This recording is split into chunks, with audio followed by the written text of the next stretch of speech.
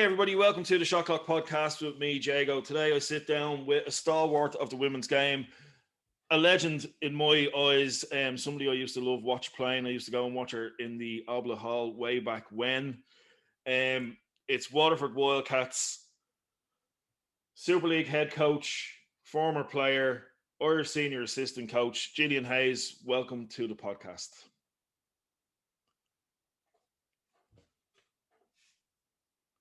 Thanks very much for having me. No problem at all. Look, I start every kind of podcast with the same thing, but the world is changing. So now it's no longer how did COVID affect you? Now it's what are you looking forward to now that we're on the way to the light at the end of the tunnel?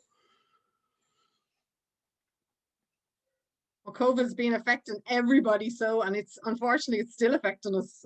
But there is light at the end of the tunnel. Like, I'm back with the Irish senior women's team for the last 3 weeks, which has been just great. It's the first time up on the M50. Such a novelty. Like, I mean, imagine by the end of last year, I was so tired from driving up and down Cork, Dublin every weekend, and next suddenly it's a treat to get in a car and drive to Dublin. But look, it was fabulous. I was standing on the sideline just in my element watching the senior women's back training.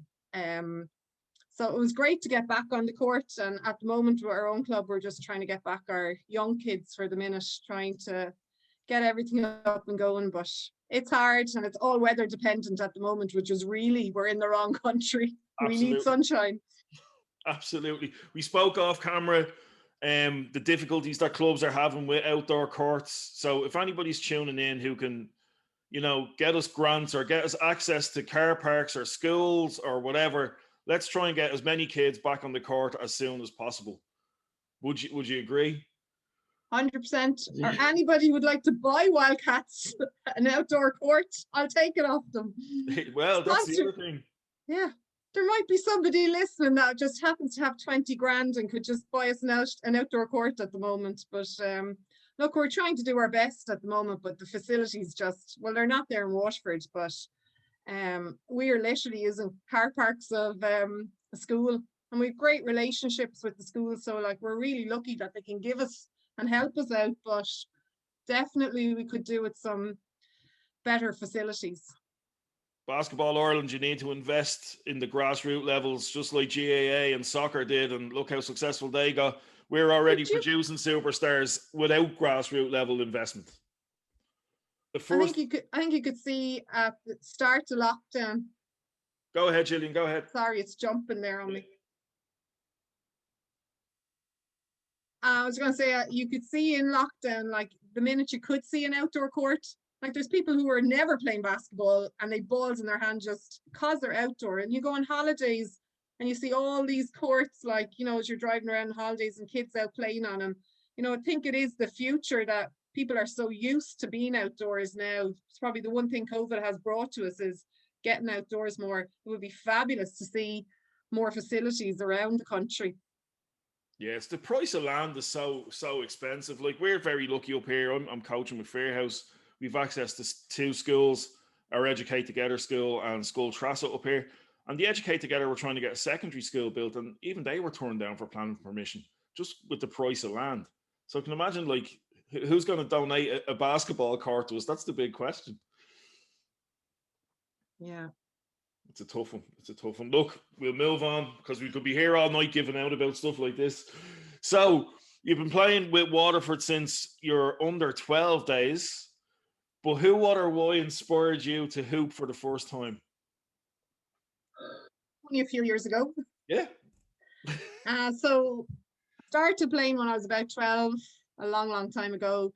My neighbours at the time were Melanie and Joanne Keating would have played for Wildcats, and Paddy Keating.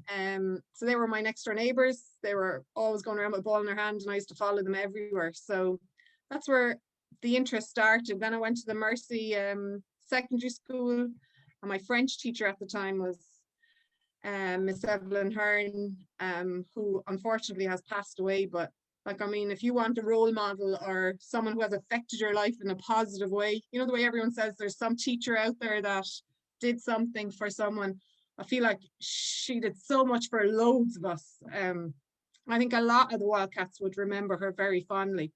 really tough woman, but oh my God, she developed the love I have of basketball still to this day through her. And tough on us, but very fair. So one thing you'd learn from her is, you know, everything she did was to make us better. And we learned that lesson from her. You know, there's no agendas here. She's not shouting at you for the sake of shouting at you to make you better.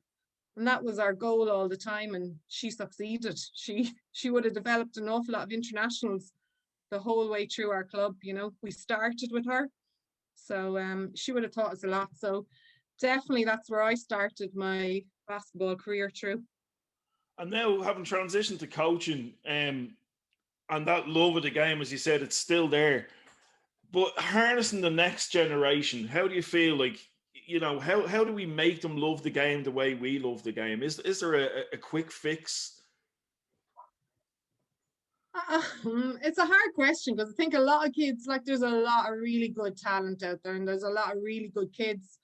And like, see, I have a lot of involvement in or watching with senior Irish teams and all the underage because my own kids are involved. There's a lot of kids 100% into basketball like we were, you know, and then there's a lot of kids that just, they want it, they want to say it, but they don't want to do the work to get there. So, you know, I think the generation growing up, it's like, you know, I want this and they get a lot of lessons that can be learned for them, but hopefully they'll get it, and hopefully in 30 years time someone else will be doing a podcast with them. Yeah, and they'll be saying maybe your kids will be interviewing mine. Well, Jesus, that would be fantastic. And somebody be sitting here going, well, the reason I played basketball was Jillian Hayes, because just after COVID we were on an outdoor court in Waterford and here I am still playing. So over the years with Wildcats, you played with some absolute greats over the years, but who's been your favorite teammate and why? And I'm sure there'll be a few upset people after this answer. I could probably start naming teammates and just keep going because I mean, I played with the Wildcats was one thing, but then I played with so many great players with Irish teams. Like I was starting on Irish teams when I was Irish senior team, with maybe 17, and all the girls were so much older, but so good to me. I played with great players there, like and then all the way to the end when I was retiring, Susan Moran was taking over. So I left the captaincy, Susan Moran took over the captaincy, the Irish senior team. So like there was a nearly 10 years of playing with different players throughout the time. But I like for Irish teams, players that really stood out to me would be Karen Hennessy. Like Karen would have been captain of the Irish senior women's team, and like what a captain she was at the time. Great player on the court, but was so good to all of us. She mixed the young and the old with us, and she was so good to everyone. Karen's just a really good person, and again another person still involved in basketball and in coaching. She's up at Meteors now, isn't she? Yeah, Karen's with Meteors, but she would have been captain of the Irish senior women's team for a long time while I was playing. Loved playing with Suzanne Maguire. Suzanne then was, she'll hate this, but she's around my age, so she thinks she's a lot younger than me, but she's not. But I loved playing with her and Emer and all that kind of gang, that age group. And then at the very end of me playing, I was playing with Michelle Fahy, one of my favourite players to watch, Susan Moran. So all the younger age group, Niamh Dwyer and them, they were all coming through when I was leaving. So I kind of played with a huge span. Like one of my first memories would have been Maureen Line. I don't know if you ever remember Maureen Line down in Tralee, would have been coaching them, but she would have been the first captain of an Irish team when I was only 17 and she was ending, and then when I was handing over the baton, it was Susan Moran was taking on and I was leaving. Like, so amazing. You know, just throughout the time I would have had loads. Club wise, like Trish Nolan and Mary Fitzpatrick were two players that did an awful lot of the donkey work on our team, and like real good role player. Like Trish was a great player, could shoot the tree and play inside, but you know, Trish's job half the time with Jerry was saying to her, just go screen, get Jillian open. Like, I mean, I don't think today's coaching would work like that, because I would say a lot of players would have a lot of problems with that, but back then you just had your role, and their role was go set a good screen, and the play developed off that. And they just took their roles, did their roles. Like Mary Fitz set a screen on you, you weren't moving, like. So and Trish the same. But I just pick one. So of all of them, and I have loads more to name there. I've probably missed half them. Christine Kiley would have been at the time my best friend, but she was the point guard. And I learned a lot of lessons from coaches over the years that if you're a post player and you want the ball, your point guard better be your best friend. Absolutely. And Chris was mine on the court, off the court.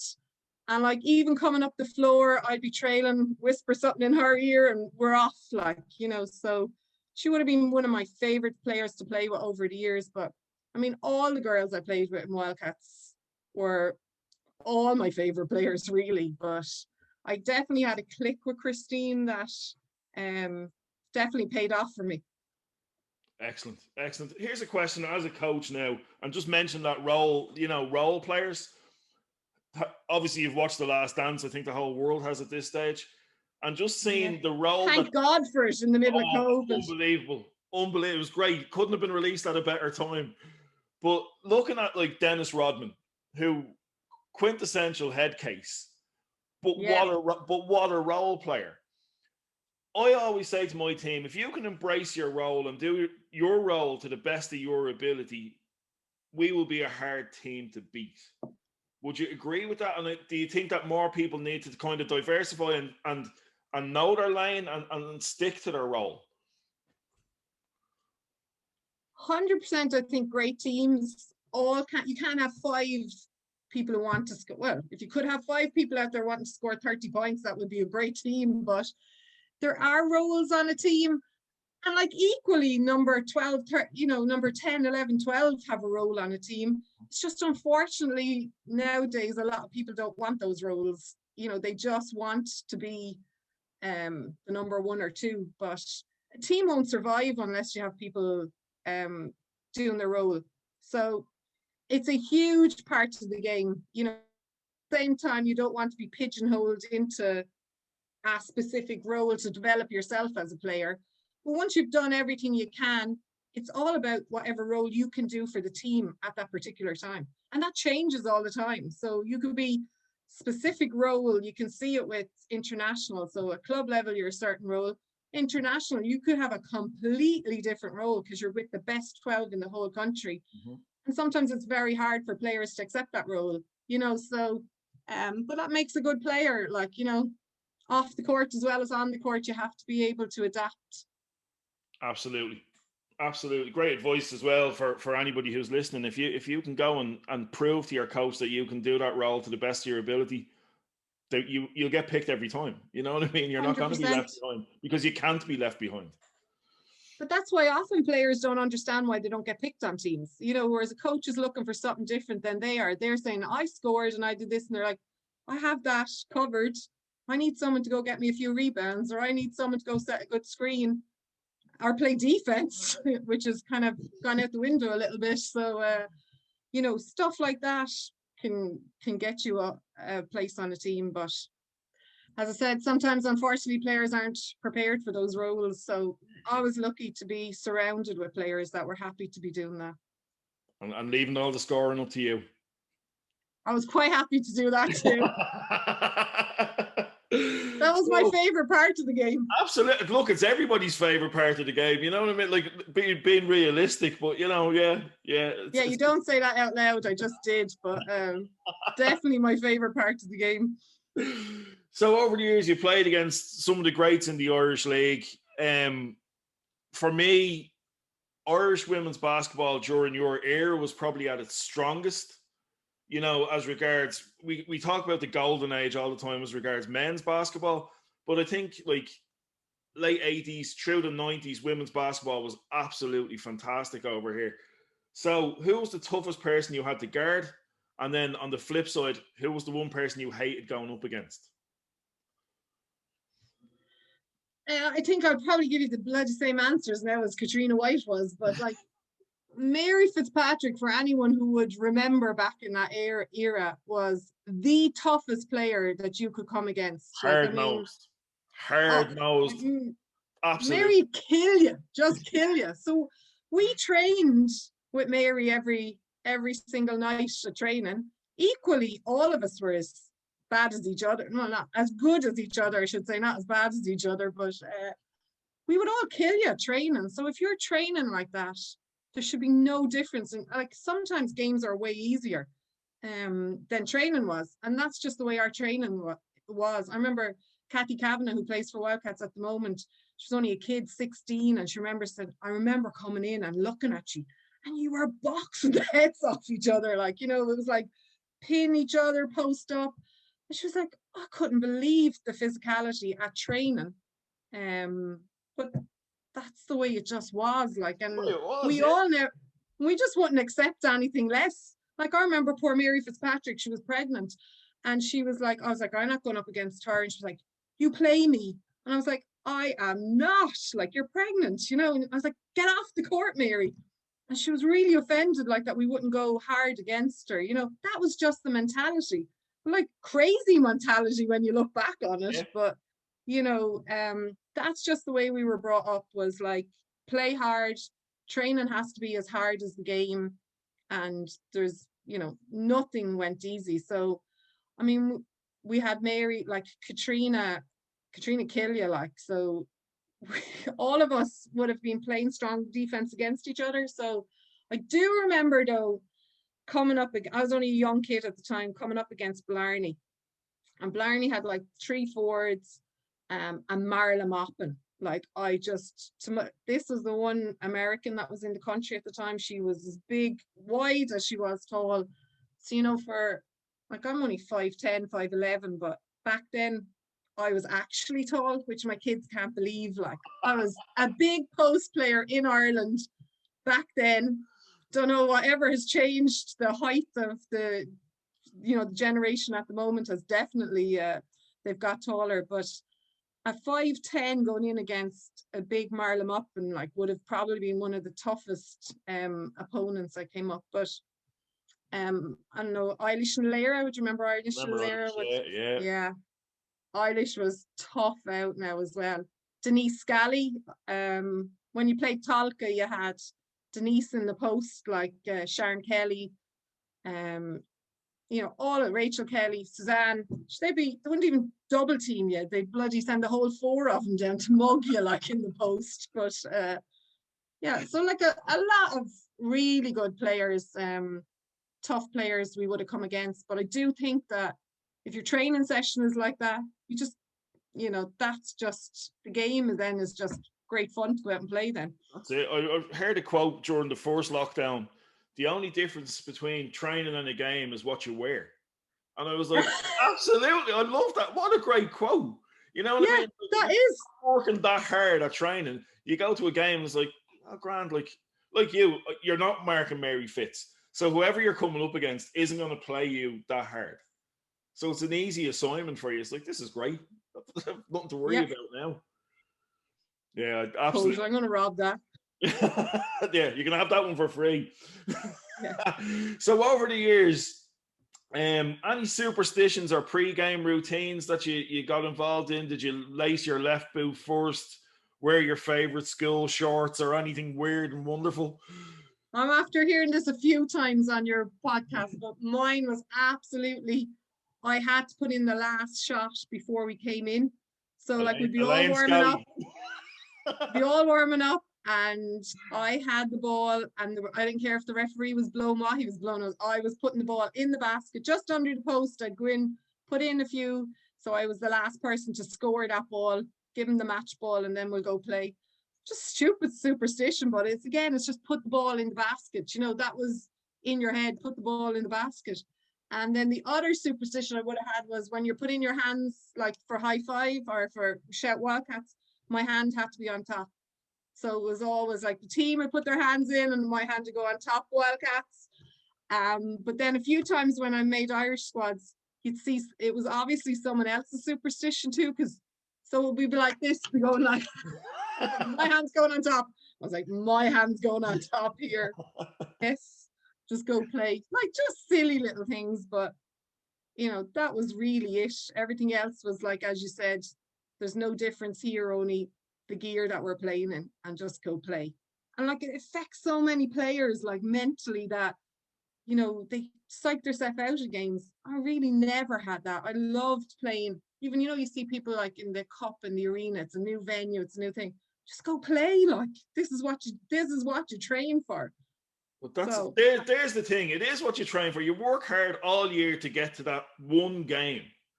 And then you walk in, it's like, you heard all the stories. The rings in the arena are tighter than normal.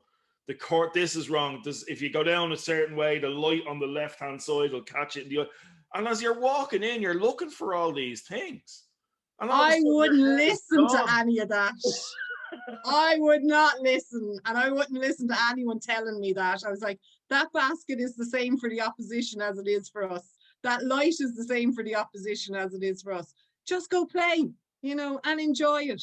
Except when you came up you're old like us one day and you can't play. So well, you came up against Nave Weir and you're in the Obla Hall and they knew every dead spot. That was the only thing. You'd see them shepherding you and you're like, what's going on here? The ball's gone dead. Now I know what's going on here. So the same in Parochial Hall. There's meant dead floor spots all around. You're taking a free throw and the ball's gone down dead. But look, we've slightly better halls now. Yeah. Not so many better car parks though. No. There's still great venues to play in. I'm down in Parochial Hall most of the time with the younger or underage Wildcats, and it's still like as busy every Saturday, all day Sunday. Like, it's fabulous to see. It's great that it's coming back again. I think there's going to be a huge resurgence in basketball now, having post-lockdown. I think we're going to be inundated with new players. I really do. I think it's fantastic. I hope so. I have a bit of a fear that, like, some of the kids, say at 14, kind of finished, and now when they come back, they're under 16s now, and they're 18s, 16s leaving, and then they're coming back as seniors. A fear for that particular age group. The younger age group will just get on with it, but I hope we can make exceptions for that particular age group that fall out of basketball anyway. We need to keep them involved now, and you're going to expect so much more for them because you're the under 18s and like haven't played in 2 years. Yeah, it's sad. It's like I've lost 4 players already, and we're only back 3 weeks. And like that, it's like, with the distance, and like they haven't seen their team in a year and a half, so they don't feel like they can come back. And like, you're a big advocate for the 20x20 program when it was running. We're trying to keep young girls in the sport anyway, and then with the added pressure of COVID, it's just it's tough. It's a really tough time for them mentally as well as getting back physically into playing. Yeah, but I think now is the time they actually need sport more than anything. Like, mentally, to feel good about yourself, you need sport. The one thing always like kept me going was sport made me feel good. Other things mightn't make you feel good. Sport made me feel good. So mentally, it's great for you. Was that your happy place?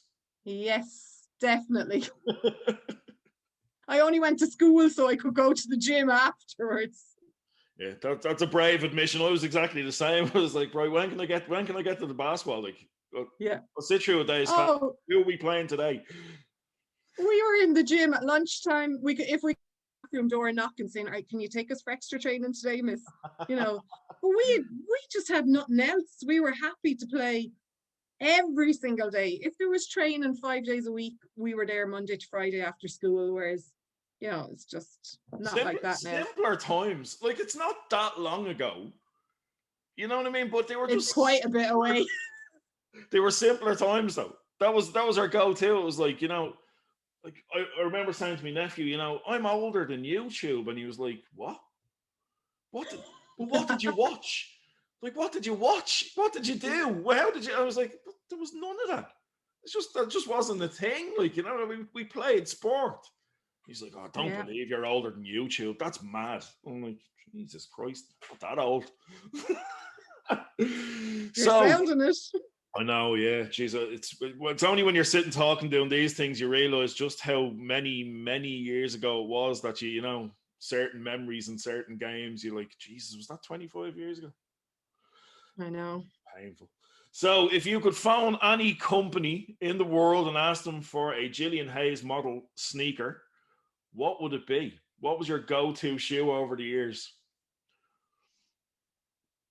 I didn't really have a particular shoe, just a particular brand, and my brand was always Nike. Like I just had Nikes no matter what every year. My grandmother used to buy me a new pair of runners for my birthday every year. Every October, I got my new pair of Nikes. Did me for a whole season. I think at the moment I'm buying my children about 3 pairs a season, but back then it was 1 pair. October had to do you for the whole year, and then by the end of the season they'd be getting a bit bad. But then you'd wear them on the outdoor court for the whole summer. Absolutely no soles on them by the time September had come back again, and then your next pair. But didn't have a particular type. It was just brand. I Loved found he was him. the same. He was Nike Air. Didn't care what one it was. That Yeah. once I had that magical name on the side, he was like, "There you go. That's the only one I want." And I always had to wear, I could hear loads of people saying, the low cuts, like I always had to have high. I just had my ankles strapped in there. Just, there's no chance I'm getting injured here. Just give me high boots and I'm off to play. They're harder to get now. Everything's a low cut. Everything. Yeah. It scares me because I like that. I'm like, geez, I have work in the morning. It wasn't like back in the day you play 4 games in a weekend and bounce into school on Monday morning for a skill game. Those days are long gone. So Too you right. and 4 others going to a pickup game. It can be people you've played with or people you wished you played with. Like your go-to of who you played with could probably take most teams now. So you and 4, who are we taking to the gym? Oh, like Wildcats wise, like I played with Michelle Aspel, Trish Nolan, I was saying earlier, Katrina White, Mary Fitz, Michelle Maguire, Carmel San, Orla Dempsey. I could keep naming, or Olivia O'Reilly. I'm sure I'm missing some there now, but at the minute of COVID, I'd gladly go on a court with any 4 of them, like at the moment, And then Irish wise, like I was saying before, Suzanne Fahy, Susan Moran, another player I never mentioned, June Blount. Loved June Blount. Like we were enemies, like killed each other on the court. And then the minute we played on the Irish team, we just became best friends. Like, and it's funny now is her daughter's on an Irish team squad with my daughter. So it's just great going back, sharing memories. Like I was in the attic there one day and I was taking photographs. So I was like, remember this? And now like, here we are. I was going to say 20 years later, but I think it's a few more than that. Sharing photographs with both our kids now playing on Irish teams, So, but I think Scally had it sussed there when she went with some of the young ones, because you know what? If I brought any of them on the court, none of us be able to run up and down the court anymore. So Scally had, I can't remember exactly, but she had Dana and Claire Rockall. It was Claire Rockall, yeah. I've been putting this team onto Instagram for the last 5 weeks, so I actually know Scally's team off by heart. So it's Dana Finn, Claire Rockall, Scally, Suzanne McGuire, and Emer Howard. You do know it off. I just remember listening to her and I was there going, that's a smart move going with some of the young ones. But I would have thought that this podcast was about back in our time. But Scally makes up her own rules anyway. I make up my own rules. So then if she cannot have Adele Thornton on the point guard, Dana on the wing, Claire Melia and Rachel H in the post. So we'll go with Tommy's nearly under 20 Irish team that won the Europeans. I won't have to run up the floor. I can just stand there then if that's the case. Look, up until this point, I would have said to you, it's going to be you against Scally in the next game. But I actually, at the minute, as we're recording this, Dave Donnelly's team has taken a very slender lead over Scally's team. So I don't know who you're going to be playing against. And is his team all young ones or old? So Dave went all family. So he went James Donnelly, Emmett Donnelly, himself, Carl Donnelly, and Jermaine Turner. You see, I think there should be a specific category or age put on these, because all Tommy's under 18 team, like, I mean, I had great joy watching that in the arena. That I was going to say 2 years ago, but it's definitely more than 2 years now. But 3 years ago. like, just fantastic atmosphere there, and to watch these young kids come up, and they're a super squad coming up, all those young kids. But I think for your four to go has to be our own kind of, I'll go with my own age group of, well, kind of my own age group. With go with June Blount, right? Because June could shoot the ball, June could play defense. There was no one getting past June, and if they did, they nearly got a dig. Like, you were winded if you went past her. Susan Moran, Michelle Fahy again, I think one of the best passers of the ball that came in on the women's squad, and Suzanne Maguire. That's a fairly it's a decent. And then I'll take the last spot. That's a decent fight. But I'm no good to anyone at the moment. Look, we'll take it in your prime, Jillian. That's the way we've worked. It was just you in your prime. Yeah. So switching if gears. Only. Yeah, geez, I'd love to be able to rewind time and get those years back. It's only now you really appreciate it. Yeah. So switching lanes a bit. Top 5 musical acts of all time. Who are your go-to listens? Back then, now we're going right. Oh, we're going to go back. We're going with back then. Back then, I was always listening to Fleetwood Mac. Loved Fleetwood Mac. Beautiful South. Oh, really weird choices, don't I? Great shit. Paul Heaton is amazing. I love the Beautiful South. Love them. Oh, I love them. I've seen them in concert so many times. Back then, as you said, back in the day. Loved. Oh my God, I can't think now at the moment. I also loved the Eagles. Crazy. Loved Paul Simon. Oh, Jillian Hayes, you are pulling out all the stops today, I tell you. You like these now or you don't? Love them. All of them. Graceland is one of the best albums ever released. I love it. I absolutely. See, I get a phase of I have Paul Simon in the car and I'm playing him for about 3 years. Like, I don't take the CD out of the car and like drive everyone who gets in the car with me absolutely crazy. These are just albums I would always go back to. And the other one I always loved as well was Shania Twain. Loved her. Yeah, you had me up until that point. Yeah, you don't want her. I'm out. But, I'm out. I also equally loved everything that was in the charts back then. Like, I was always on the minute the game was over, we'd go out and I was on the dance floor from the minute I went in there till the minute the club was closed, like till you were thrown out. I was on the dance floor for every bit. The minute the game was over, you think you're so sore you can't take one more step. And then you see an hour later and you're bopping on a floor like you haven't done any game. You haven't played any game. So you're the DJ, we're warming up. What are the 3 songs we warm up to before tip off? I can't even pick 3 songs, right? But every time, everything in the charts at the time, whatever was on the charts at the time, I was singing it, playing when I was warming up.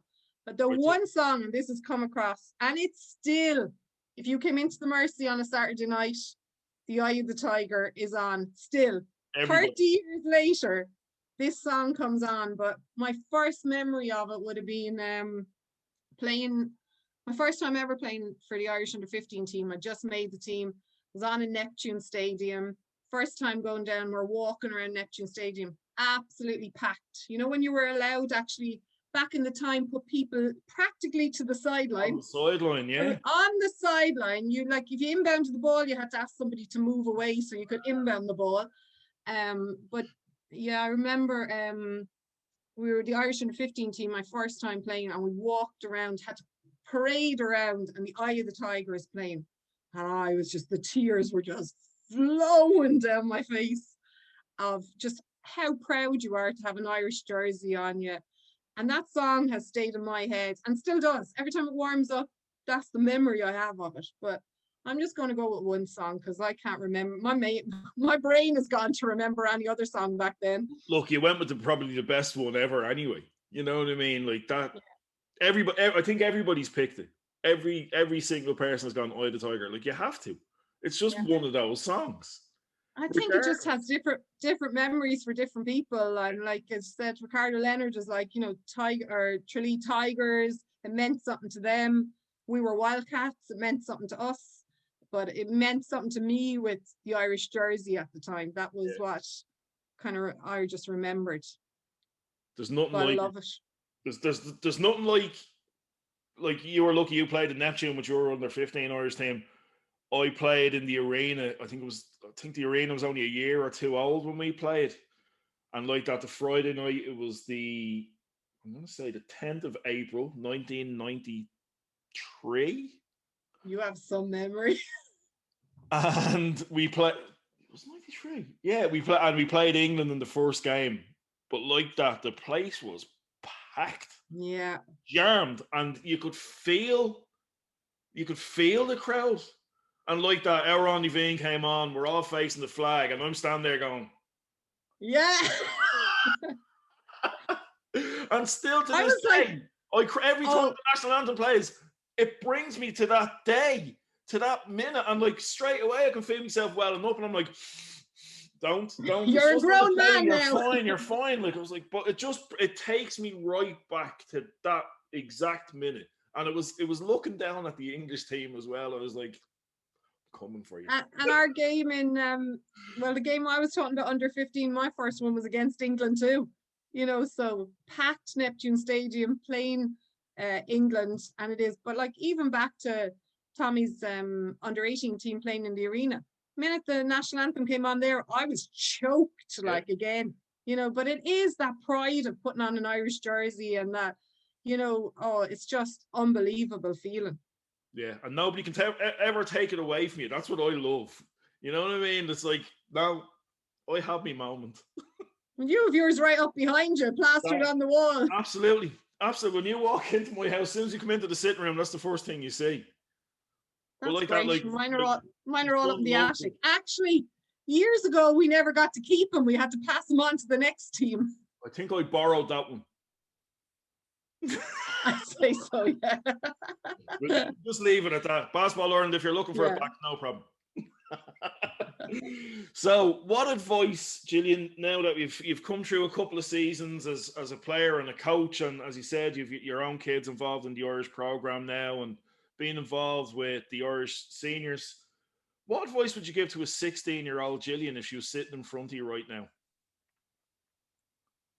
16-year-old me would be, I think the kids are better these days at kind of learning all positions, but back when we were playing, I was a post and that was your position and that's what you learned.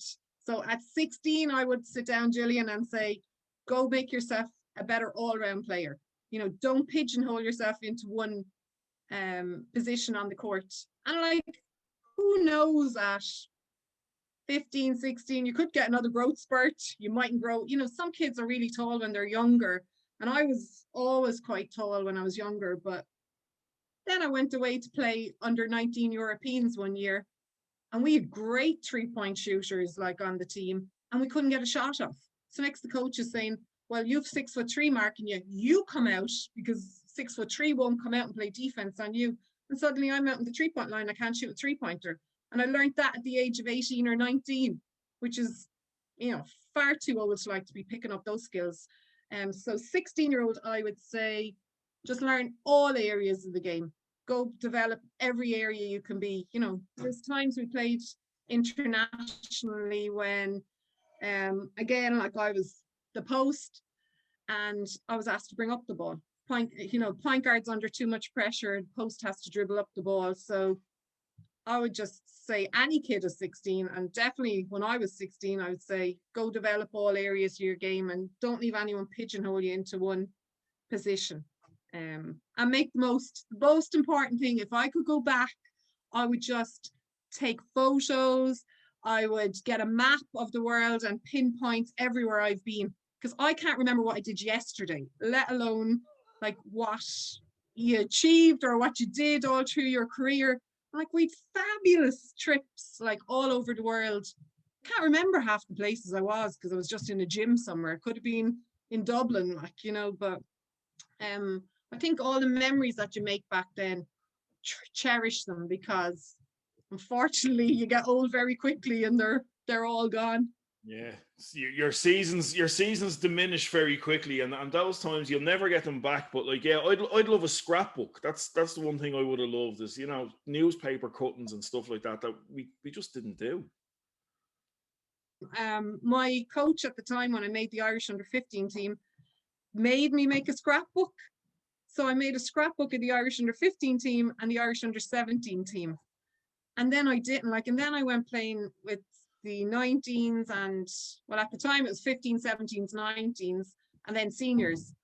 But like I said, been all over the world playing basketball, and I couldn't tell you what countries I've been, what teams I've played against. I have to ring Kieran Shannon to remind me of what I achieved back then, because he has it all written down. And he's like, you can't remember any of this. And I was like, I just remember losing so many cups, you know, that's the memory I have, which is not a good thing when you've achieved so much. Is go remember like I remember obviously the good times, but there's stuff goes on in your head that you remember losing all these things. So I think it's good for people to remember them.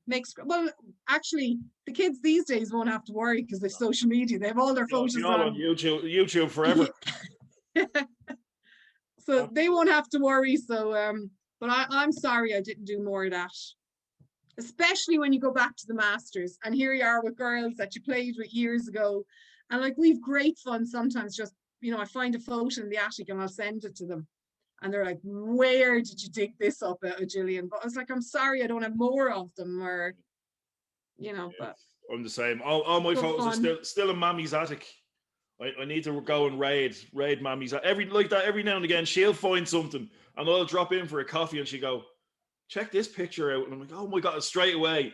Like our Irish team, we're in a WhatsApp group, our Irish under 19 team are still in the WhatsApp group together. Brilliant. Oh yeah, but like that, we said we'd go for a pint, and then the Dubs drew. So the week we were supposed to go and do it, Jay Sherlock was involved with the Dubs, so Jay couldn't go. So we said, right, sure, we'll wait. We'll postpone till after the Dubs win their 6th in a row. And then COVID hit, and that was it. So we're still waiting to get out for a pint together. But yeah, look. I'll make it more special when you get there. That's it. It is. It's one of them where we're going, oh, just one more point together. That'll do me. Just sit in a field somewhere. It wouldn't even bother me at this stage. So second last question, Jillian, believe it or not. And then COVID hit, and that was it. So we're still waiting to get out for a pint together. But yeah, look. I'll make it more special when you get there. That's it. It is. It's one of them where we're going, oh, just one more point together. That'll do me. Just sit in a field somewhere. It wouldn't even bother me at this stage. So second last question, Jillian, believe it or not. Dead or alive, 5 dinner guests you'd invite to dinner to your house. Friends, family, or famous. The choice is yours. Now that COVID is starting to lift, who would you like to have around your dinner table?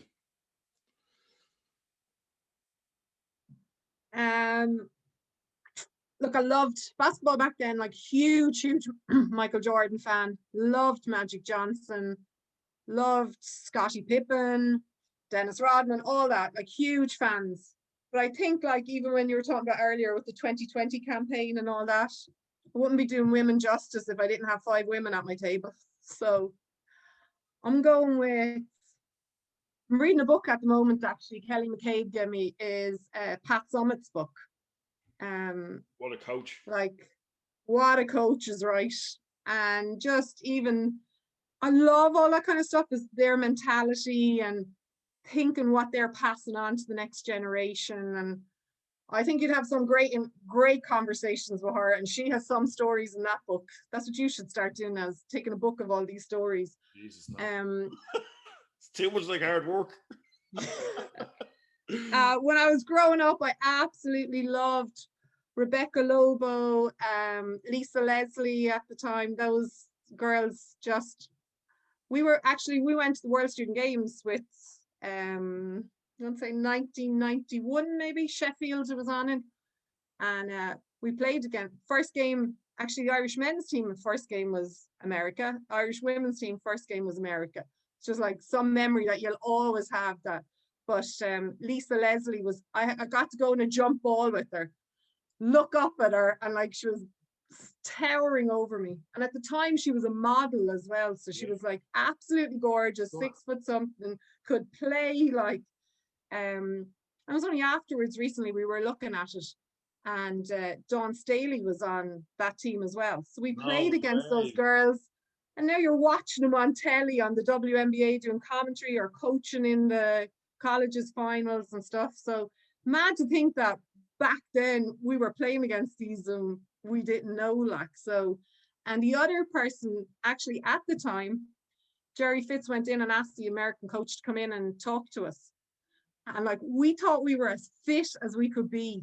And do you know Tara Vanderveer? She's coached so like she's famous now at the moment, but back then I didn't know who she was. She just came in and said to us, as an Irish team, the least you could do is turn up fit. We were all just like, wow, okay. Wow. We thought like we were after doing this 100 hours of getting fit. So it was 100 hours of fitness, and you colored in a basketball every time you did the hour of fitness. And then we had her come in and tell us the least you could do was turn up being fit. And we thought we were super. But she's another one.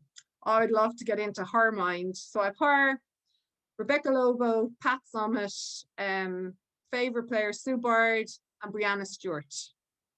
Love Brianna Stewart. Wow. So unbelievable. I'm bringing them 5 women for dinner, and I'm going to have talk basketball for the night and see what happens. Following on from that, are you cooking for them, or are we getting a nice little takeaway from down the street? What way is this going to go? Anybody who knows me or has been away with me, I am the worst eater that ever was. Like, I'm like steak and chips and chicken and chips or potatoes. I'd say every manager on every Irish team cursed me when I went away, because all you got was pasta, and I don't eat pasta. So they'd have to sneak me off for a McDonald's or something just to try get me food in my system so I could go play. So I'm really not a good advertisement for nutrition, but yeah, I think we'll have just steak and chips. You can't and someone else can cook it. Someone else can go wrong with steak and chips. Can't go wrong with steak. It's always a solid pick anyway. So we've reached the last question. So firstly, thanks a million for giving up your time. I know we've been trying to do this for about 6 months, it feels. I know. Well, when you did ask, we were in the middle of lockdown. I was like, I've loads of time, but now we're all back to work. We're all back to work again. I know, it's crazy. Well, look, thanks a million. Enjoy getting back on the court with the seniors. Enjoy the kids back playing.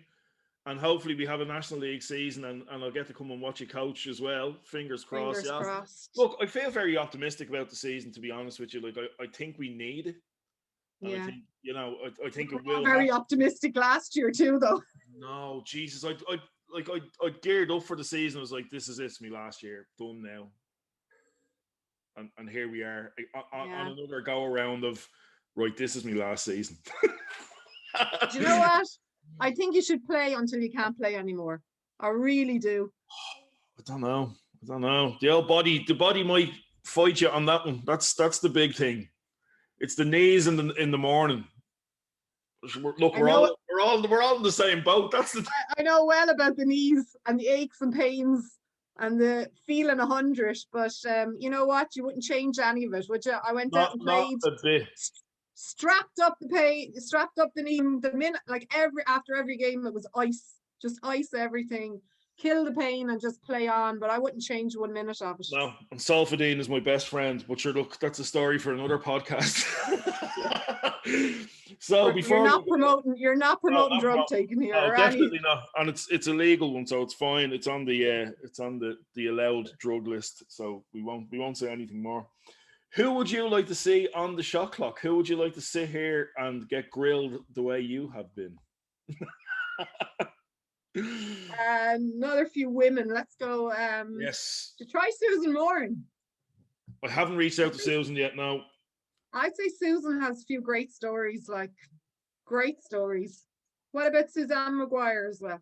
I have been in touch with Suzanne. Suzanne has agreed to come on. Oh yeah. Like Suzanne, like a lot of the kids are, well, there were kids back then, but some went to the States and then came back. Some, like I stayed here for all the time, kept playing. So I think maybe someone who went to the States and came back, like Suzanne went and came back. Karen Hennessy went and came back. Angie McNally, another one, went and came back. As I always say, Angie McNally was Lindsay Pete before Lindsay Pete was Lindsay Pete. 100% agree with you. 100%. I played with Lindsay, like, oh my God. Sorry, I would have played with Angie. I was going to say Angie, but like Angie, oh my God, what a spirit, what a fight. She'd tell you, but it was all like, just want to win. We all just wanted to win. She was so everything, every sport she turned her hand to. But she's Lindsay's a modern day Angie. Yeah. No, you're right. I played with her. She was leaving. She'd leave training to go to soccer, to Irish soccer training, coming back then to play with Meteors, coming back then to get on a court with the Irish team. Yeah, no, she could be a good one too, but she went to the States and came back too. So yeah, I'd love to get Angie on, actually. I have to say. It's hard to get women on, believe it or not. Are you serious? Yeah. They're so busy. That's what's wrong. They're all busy lives. We'll say that, yeah, because us men do nothing. You said it.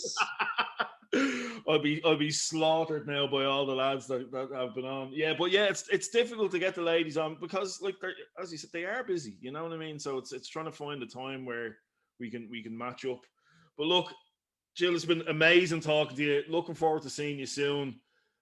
Hopefully you get over to an Irish training session or two. Hang around outside with a microphone and shoving it through your players' faces and maybe do an outside broadcast of the podcast. But look, stay safe, enjoy your training, and I'll talk to you soon. Yeah, you too. So there you have it, the Jillian Hayes episode. I think people forget just how good Jillian was. She's won 6 leagues, 3 cups, 4 championships, 1 under-19 cup. She was named Irish Junior Player of the Year twice, Senior Player of the Year 4 times, and represented her countries at under 15, under 17, under 19, senior, and as you heard as well during the podcast, at the University Games in Sheffield. Great sitting down and catching up. And an inspiration, I think, for all young athletes, young female athletes out there, that hard work pays off. And you too can be as good as Jillian, or better, if you put the work in. Look, head over to the Shot Clock podcast on Instagram to vote for Jillian's team. It's Team Hayes versus, yeah, you've guessed it, it's Team Scally again. Dave Donnelly, fair play to you. You ran her close. Maybe Emmett or Carl come on and we'll get Team Donnelly up against the remaining teams again. On a more somber note, as most of you may know by now, Neptune Basketball Club player Adam Drummond was involved in a serious accident during the week and has a long road of recovery ahead of him. And I feel that we, the basketball community, it's times like this where we pull together and show what we're worth and what we're made of.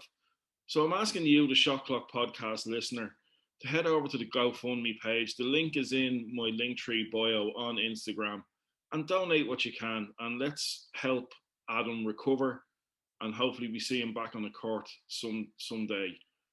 Adam, this for you, coming from me and everybody involved with St. Kevin's Knights Basketball Club, Fairhouse Basketball Club, and everyone here at Shot Clock Towers. We wish you well. We wish you a speedy recovery. Stay strong. You've been through adversity as a player before. You know mentally how to get through this. So just stick with it. You're surrounded by people who love you and club mates and teammates who will help you through this.